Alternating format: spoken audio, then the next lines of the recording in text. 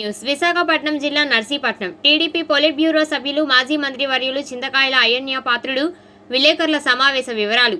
నాయకుడు అసమర్థుడైతే ప్రజలు కష్టాల్లో ఉన్నా పట్టించుకోడు. తుఫాన్ల వల్ల పంటలు సహా సర్వం కోల్పోయిన ప్రజలను మంత్రులు ఎవరూ పరామర్శించలేదు. ముఖ్యమంత్రులేమో గాలిలో చక్కర్లు కొట్టి మామ అనిపించారు. జగన్మోహన్ రెడ్డి కడప జిల్లాకు ముఖ్యమంత్రా లేక రాష్ట్రానికా? విజయసాయిరెడ్డి భూకుంభకోణాలు, కబ్జాలు, కూల్చివేతల్లో ముందుంటున్నాడు తప్ప తుఫాను సమయంలో ఆయన ఉత్తరాంధ్రలో ఎక్కడా కనిపించలేదు. ప్రభుత్వం జరిగిన నష్టాన్ని సక్రమంగా అంచనా వేసి రైతులకు తక్షణమే పరిహారం అందించాలి.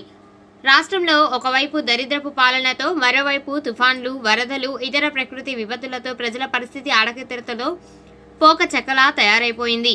నివార్ తుఫాన్ దెబ్బకు చేతికందిన పంట చాలా చోట్ల నీటిపాలైందని, అనేక మంది సర్వం కోల్పోయి దిక్కుతోచని స్థితిలో ఉంటే ముఖ్యమంత్రి గాలిలో పర్యటనలతో సరిపెట్టారని టీడీపీ పొలిట్ బ్యూరో సభ్యులు మాజీ మంత్రి చింతకాయల అయ్యన్న పాత్రుడు మండిపడ్డాడు. అందరికీ నమస్కారం అండి. ఒకవైపు దరిద్రమైన పరిపాలన, మరొకవైపు తుఫాను. నిన్న మొన్న వచ్చిన తుఫాను, దాని పేరట నివర్ తుఫాన్ అట. ఆ తుఫాన్లో రైతులందరూ ఎంతో కష్టపడి పెట్టుబడి పెట్టుకొని పండించిన పంట సర్వనాశనం అయిపోయిన సంగతి మీ అందరికీ తెలుసు. చేతి దగ్గరికి వచ్చిన పంట తుఫాన్లో మొత్తం పోయింది. అందరూ మనం చూసి బాధపడ్డాం కూడా. అయితే ఇటువంటి సమయంలో, కష్టకాలంలో క్షేత్రస్థాయికి మంత్రులు కానీ, ఎమ్మెల్యేలు కానీ, అధికారులు కానీ వెళ్ళి అదంతా పరిశీలన చేసి ఆ రైతులకి ఓదార్పు చేసి వచ్చిన సంఘటనలు మన గతంలో ఎన్నో చూసాం. ముఖ్యమంత్రులు కూడా కొన్ని ప్రాంతాల పరిశీలనకు వెళ్ళేవారు. కానీ ఈవేళ ఇంత కష్టం వస్తే ఎక్కడ మంత్రులు కానీ, ఎమ్మెల్యేలు కానీ, అధికారులు కానీ, ముఖ్యమంత్రి గారు ఎప్పుడో ఒకసారి అలా హెలికాప్టర్ వేసి తిరగడం అంతే. అసలు పట్టించుకునే దాఖలు ఎక్కడా కనిపించట్లేదు మనకు. మనం గతంలో ఒకసారి చూసుకుంటే చంద్రబాబు నాయుడు టైంలో కూడా తుఫాన్లు వచ్చాయి, రాలేదు అన్నాం. ఎందుకంటే మనది సీషోర్ ఏరియా కాబట్టి తుఫాన్లు ప్రతి సంవత్సరం వస్తూ ఉంటాయి. వచ్చినప్పుడు చంద్రబాబు నాయుడు గారు వెంటనే స్పందించి క్షేత్రస్థాయికి వెళ్ళి మంత్రుల్ని, ఎమ్మెల్యేలని, అధికారులని, ఆఖరి కార్యకర్తలను కూడా క్షేత్రస్థాయిలో పనిచేయండి, వాళ్ళకి అండగా ఉండండి, వాళ్ళ కార్యక్రమాలు చేయండి అని చెప్పి ఆదేశించిన సంగతులు మనం చూసాం. చంద్రబాబు నాయుడు గారు ముఖ్యమంత్రిగా క్షేత్రస్థాయిలో ఉండి దగ్గర ఉండి కార్యక్రమాలు చేసిన సంఘటనలు కూడా మనం చూసాం. హుద్హుద్ తుఫాన్లో ఏ విధంగా చంద్రబాబు నాయుడు పనిచేశారు ఇప్పటికీ కూడా విశాఖపట్నం జనం మర్చిపోలేరు. రాత్రింబవళ్ళు అక్కడ ఉండి నార్మల్ స్థాయికి తీసుకొచ్చిన సంఘటనలో ఈరోజు కొంచెం జనం గుర్తుంచుకున్నారంటే అది చంద్రబాబు నాయుడు గారి పరిపాలన విధానం అని చెప్పి ఒకసారి మీ అందరికీ గుర్తు చేయడం కోసం నేను మనవి చేస్తున్నాను. ఇవాళ చంద్రబాబు నాయుడు గారు చేసిన కార్యక్రమాలకి ఇవాళ అందరం కూడా గుర్తుంచుకొని ఆ స్థాయిలో పనిచేయవలసిన అవసరం ఉందని చెప్పి కూడా మనవి చేస్తున్నాను. ఇవాళ మన ముఖ్యమంత్రి గారు చూస్తున్నాం, అప్పుడప్పుడు నాడు నేడు అని చెప్తూ ఉంటారు. నాడు చంద్రబాబు నాయుడు గారు చేసిన పరిపాలనలకు, నేడు జగన్మోహన్ రెడ్డి గారు చేస్తున్నటువంటి పరిపాలనలకు ప్రజలు కంపేర్ చేసి ఆలోచన చేయవలసిన అవసరం కూడా ఉందని సమయంలో మనం చేస్తున్నాం. ఎందుకంటే నాయకుడు మంచివాడైతే ఏ విధంగా పరిపాలన ఉంటుంది, పనికిమాలిన నాయకుడికి ఓట్లేసి గెలిపిస్తే అతని పరిపాలన ఎలా ఉంటుంది అనేది నాడు నేడు అని చెప్పి మీరు చూడవలసినటువంటి అవసరం ఉందని చెప్పి ఈ సందర్భంలో మీ అందరికీ మనం చేస్తూ, మరి ఇవాళ చూసాం తుఫాను వచ్చింది, కొన్ని గ్రామాలు మునిగిపోయాయి, గ్రామాలు కూడా మునిగిపోయాయి. ఆ గ్రామాల్లో ఉండే ప్రజల్ని గవర్నమెంట్ ఏర్పాటు చేసిన తుఫాను శిబిరాలకు తరలించారు. అది జరుగుతూ ఉంటుంది, సాధారణంగా జరుగుతూ ఉంటుంది, ప్రతి తుఫాను టైంలో జరుగుతూ ఉంటుంది. అయితే కొన్ని లక్షల మందిని తరలించారు. ఆ తరలించిన వారికి భోజనం ఉందా లేదా, సదుపాయాలు ఉన్నా లేదా చూడవలసిన బాధ్యత గవర్నమెంట్ది. మరి ఈవేళ ఆ పరిస్థితి ఎక్కడ కనపడలేదు.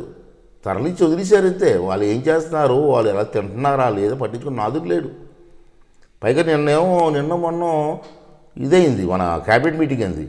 ఆ క్యాబినెట్ మీటింగ్లో ఆ శిబిరాల్లో ఉన్నటువంటి వారికి ఒక్కొక్కరికి 500 రూపాయలు ఇవ్వమని చెప్పి ఈవేళ ముఖ్యమంత్రి గారు ఒక నిర్ణయం తీసుకోవడం జరిగింది. ఏంటంటే పద్ధతి ఇది? మీరు మీ పార్టీ నాయకులు ఇసుక కుంభకోణం భూ కుంభకోణంలో కోట్లాది రూపాయలు తినేస్తారా? ఎంత దోపిడీ చేస్తారు మీ నాయకులు? ఈవేళ ఈ తుప్పాల్లో చిక్కుకొని శిబిరాల్లో ఉన్న వాళ్ళకి 500 రూపాయలు ఇస్తారా? 500 రూపాయలతో ఏం తింటారండి వాళ్ళు? ఏం తింటారు చెప్పండి మీరు? ఈ పద్ధత అంచేత వాళ్ళకి కూడా తగిన న్యాయం చేయాలి. ఇప్పుడు రేట్లు పెరిగిపోయాయి, కూరగాయల రేట్లు అన్ని రేట్లు పెంచేశారు మీరే. ఇప్పుడు 500 రూపాయలతో ఏం తింటారండి కుటుంబ సభ్యులు? అటువంటి కష్టాల్లో ఉన్న వారికి మరి మీరు సహాయం చేయవలసిన బాధ్యత మీకు ఉందా లేదని చెప్పి ముఖ్యమంత్రి గారు ఒకసారి ఆలోచించేయమని చెప్పి నేను మనస్ఫూర్తిగా వారిని కోరుకుంటున్నానండి. రైతులకి నష్టపోయినటువంటి పంటకి సబ్సిడీ కింద 6,500 రూపాయలు ఎకరానికి ఇవ్వాలని చెప్పి నేను క్యాబినెట్లో మీరు డిసైడ్ చేసినట్టు నేను పేపర్లో చదివాను. ఇదేం ఘోరం అండి? ఇంత నష్టం జరిగితే, విపరీతమైన నష్టం జరిగింది. ఇంత నష్టం జరిగితే ఎకరాకి 6,500 రూపాయలు ఇస్తారని మీరు ప్రకటించడం ఇది మూర్ఖత్వం అవుతుంది. మీకు వ్యవసాయం గురించి తెలియదు, ఎంతసేపు దోపిడీలు ఎలా చేయాలా ఇది చేయాలని ఆలోచిస్తారు తప్పించి వ్యవసాయం గురించి మీకు ఏం తెలుసు? అలాగే మీ క్యాబినెట్లో ఉన్న మంత్రులకు కూడా ఒకరో ఇద్దరు ఉండొచ్చు, కానీ మిగతా వాళ్ళు ఎవరికి కూడా వ్యవసాయం గురించి తెలిసని నేను అనుకోను. వాళ్ళు కూడా ఎంతసేపు దోపిడీలు అవి చేయడం కోసం ఆలోచిస్తుంటారు. అంచేత మీ క్యాబినెట్లో కొంతమంది రైతులు ఉన్నారు, నాకు తెలుసు. సుభాష్ చంద్రబోస్ లాంటి వాళ్ళు, లేకపోతే ధర్మారం ప్రసాద్ లాంటి వాళ్ళు కొంతమంది ఉన్నారు వ్యవసాయం గురించి తెలిసిన వాళ్ళు. మిగతాలంతా వ్యాపారస్తులు అనుకోండి.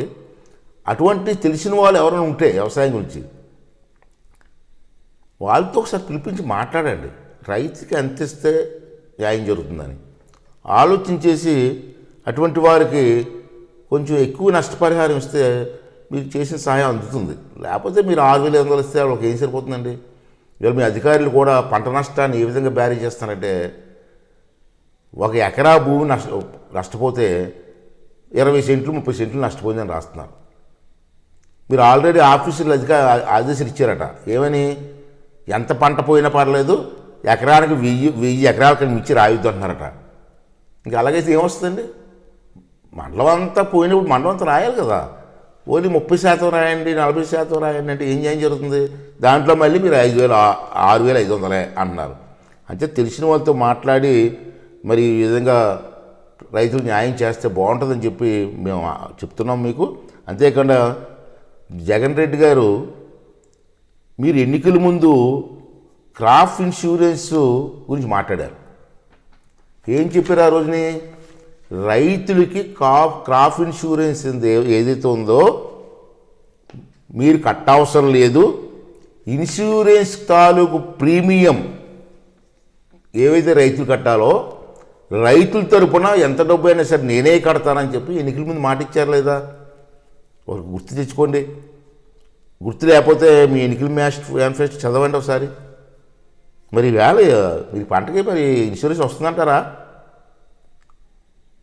మాకేం అర్థం కావట్లేదు. అసలు మీ ప్రీమియం కట్టారా రైతుల తరపున? ఎప్పుడైనా గవర్నమెంట్ తరపునే కడితే ఎంత కట్టారు? రైతులకు నష్టపరిహారం వస్తుందా రాదా అని రైతులకు అర్థం అవ్వట్లేదు. ఒకసారి క్లారిటీ ఇవ్వండి. మరి మీరు ఇస్తారో లేదు మీ వ్యవసాయ శాఖ మంత్రి ఎంతసేపు మాట్లాడే మంత్రి కన్నబాబు గారు ఉన్నారు. వాళ్ళు చెప్తారు కట్టాము, ఎంత కట్టాము, మీకు ఇన్సూరెన్స్ వస్తే ఎంత ఇన్సూరెన్స్ వస్తుంది అన్న విషయాన్ని రైతులకి క్లారిటీ ఇవ్వాల్సిన అవసరం ఉందా లేదా? మరి ఇస్తారని చెప్పి మేము ఆశిస్తున్నాం. రెండోది ఏంటంటే, గత మా ప్రభుత్వంలో ధాన్యం తడిసిపోతే తడిసిపోవడం కాదు, ధాన్యాన్ని రైతుల దగ్గర ఉన్న ధాన్యాన్ని తడిసిపోయిన ధాన్యాన్ని రైతు కొనుగోలు కేంద్రాలను పెట్టి మీకు కొనుగోలు చేసేవాళ్ళు.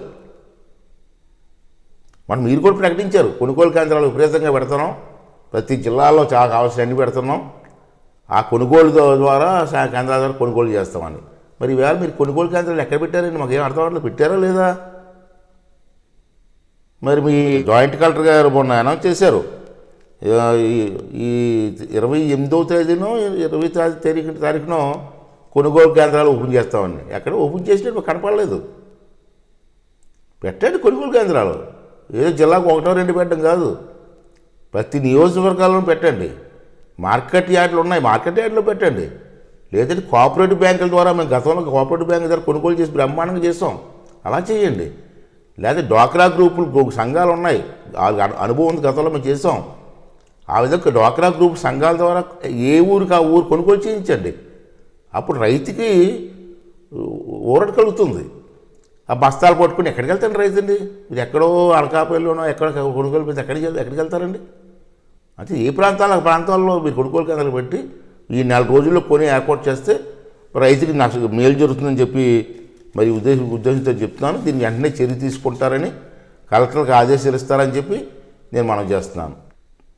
జగన్ రెడ్డి గారు, మీరు రాష్ట్రానికి ముఖ్యమంత్రి, అది గుర్తుందా మీకు? ఈ తుఫాన్ టైంలో నేను చూశాను, 2 రోజులు బట్టి చూస్తున్నాను.